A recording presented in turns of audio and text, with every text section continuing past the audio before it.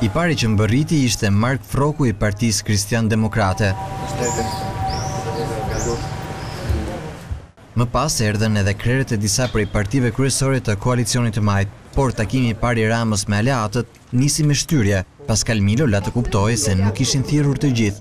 Është mbledhja se duhet të vinë të gjithë partitë aleate, duhet të vinë të 36, jo të 6. Kështu nga ora 5 e pasdites, siç ishte programuar fillimisht, krerët e koalicionit që fitoi zgjedhjet u rimlodhën pas 2 orësh, më shumë në numër, ndonse përsëri jo të gjithë. Pas një orë bisedë, Spartak Ngjela tha se nuk kishin diskutuar me Ramën për poste, ndonse atë të tijin pohoi se ka të sigurt.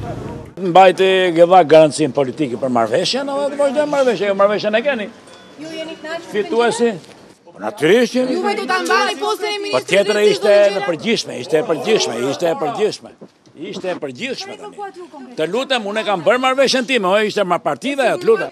Mark Froku tha se Rama kishte kërkuar nga aleatët njerëzit më të mirë për në administratë.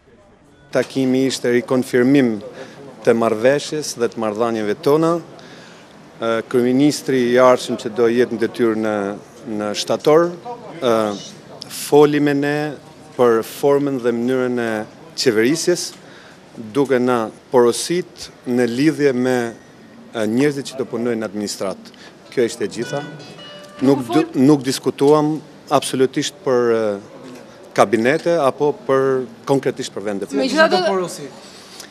Porosit ishin për të gjithë partit e koalicionit që të gjenë njerëzit më të mirë dhe më të devotshëm për administratën shtetërore. Si në takimin e parë atë më të ngushtë, ashtu edhe në atë më të zgjeruarin, ra në sy mungesa e Skënder Gjinushit, aleati vjetër i socialistëve, ndërsa Rama u largua nga selia pa komentuar.